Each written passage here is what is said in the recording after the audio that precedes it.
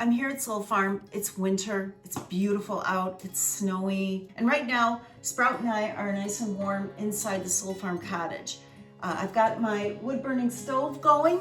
The wood burning stove actually is enough to heat the whole cottage. The cottage is really small. It's kind of more of a tiny house. It was a tiny house before tiny houses were a thing.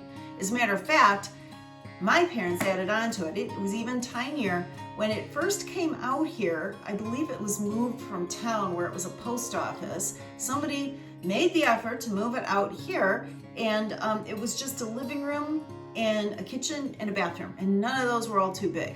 So it's probably doubled in size since then, and it's still tiny. And you know, the farm has been in my family for about 50 years. And in all that time, there's been a ton of stories. And when people come out, I love telling the stories.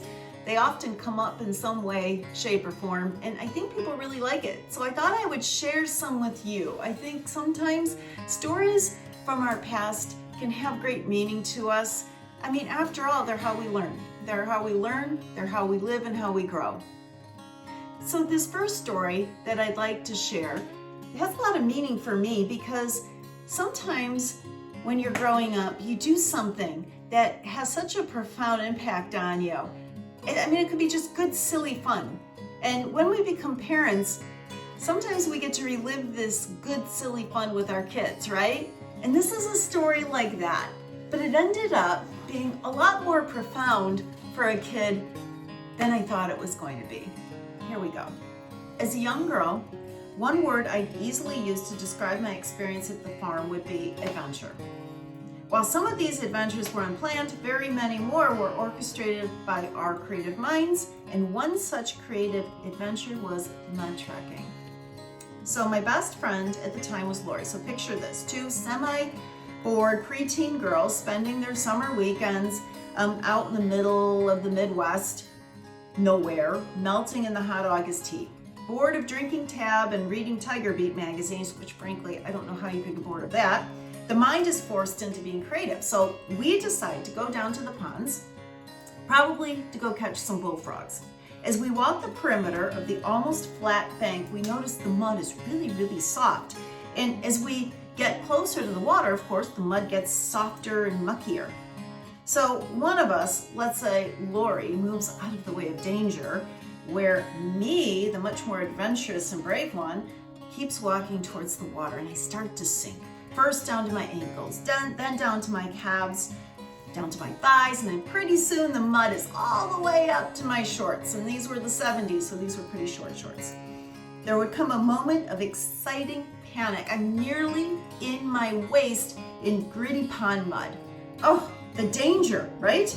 That's when Lori would extend the handle of her old farm shovel that she'd be carrying to me, and I'd grab it and she would pull with all of her might until we were both gasping on the shore, safe. Whew.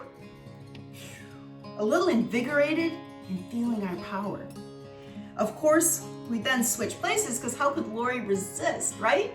So she would get into the mud and go all the way up to her shorts or waist, and then I'd have to pull her out. So mud trekking in our long, boring Midwest summer was like really high living.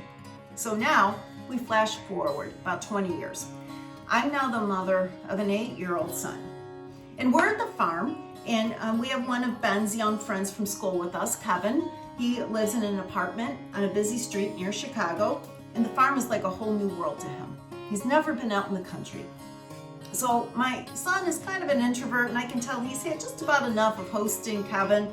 And I know in order to keep some peace, I've got to pull something absolutely outstanding out of my magic hat of activities. So in that way, that like spirit sometimes speaks to you and you hear words. I hear two, mud trekking. So I take the boys to the pond and I encourage them to start chasing frogs. Soon, they discover that the mud gets softer and softer as they get closer to the water. Suddenly, they're sinking and their feet are making sucking sounds as they, in a near panic, try to pull them out. Feet lift out of their shoes, but quickly to keep upright are replanted back into the icky mud. They fall over, they're squealing. First, they're totally grossed out, and then they're delighted. Oh, the danger in this. They become absolutely stuck, and it is thrilling. Of course, I just happen to have a farm shovel in hand, and I extend the handle out to these exhilarated little boys, and I save their lives. And Kevin takes a hold of the handle and he laughs and he says to me, he says, "We're having an adventure."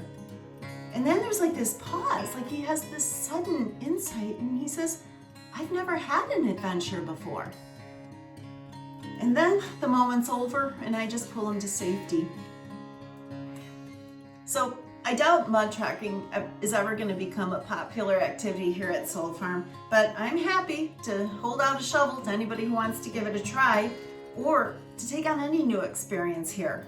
If not mucking about in the mud, maybe it's a first close encounter with a horse, an afternoon learning to can, maybe it's their first yoga practice underneath the sky, or a drum ceremony in the woods.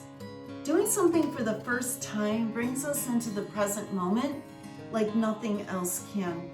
That experience of being fully in the moment, feeling alive and present, and suddenly stopping and saying to ourselves, "I'm having an adventure." Well, the possibility of this happening doesn't have to stop when we're young. Soul Farm has proven this to me over and over again.